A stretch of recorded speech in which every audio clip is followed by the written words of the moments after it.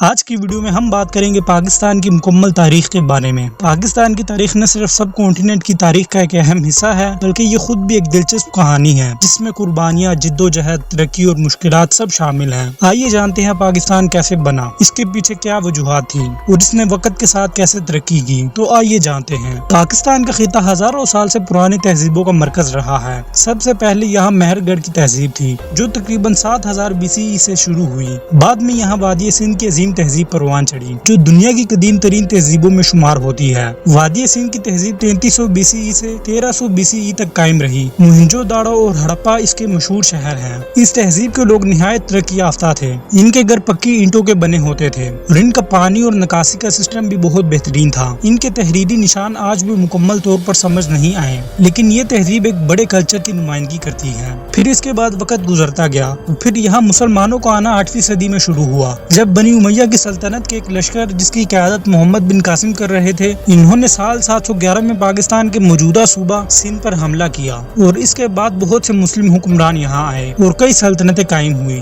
غزنوی، غوری، خلجی اور دلی سلطنت۔ غزنویوں کی حکومت نے نارتھ ہندوستان میں مسلمانوں کی مضبوطی کی بنیاد رکھی۔ سلطان محمود غزنوی نے کئی حملے کیے۔ بعد میں محمد غوری نے دلی سلطنت کی بنیاد رکھی جس سے ہندوستان میں اسلامی کلچر اور تہذیب کو اوپر آنے کا موقع ملا۔ پھر وقت گزرتا گیا اور 16ویں صدی میں ظہیر الدین بابر نے مغل سلطنت کی بنیاد رکھی۔ پھر مغل سلطنت نے تقریباً 3 صدیوں تک ہندوستان پر حکمرانی کی اور ان کے طاقتور بادشاہ جیسے کہ اکبر، شاہ جہاں اور اورنگزیب جیسے حکمرانوں نے فنون، تعمیرات اور کلچر کو عروج دیا۔ پھر 18ویں صدی کے آخر میں مغل سلطنت کمزور پڑ گئی اور برطانیہ نے سب کانٹیننٹ پر قبضہ کرنا شروع کیا۔ 1857 کی جنگ آزادی کے بعد برطانیہ نے ہندوستان پر مکمل کنٹرول حاصل کر لیا اور تقریباً 104 سال یعنی 1947 تک یہاں حکمرانی کی۔ 19ویں صدی میں مسلمانوں کی سیاسی اور معاشرتی حالات کافی خراب ہو گئے تھے۔ مسلمانوں کو ڈر تھا کہ ہندو اکثریتی علاقے میں ان کا سیاسی مستقبل خطرے میں ہے، اس لیے 1906 میں ایک جماعت مسلم لیگ بنی جس کا مقصد تھا کہ ہندوستان میں مسلمانوں کے حقوق کی حفاظت کرے۔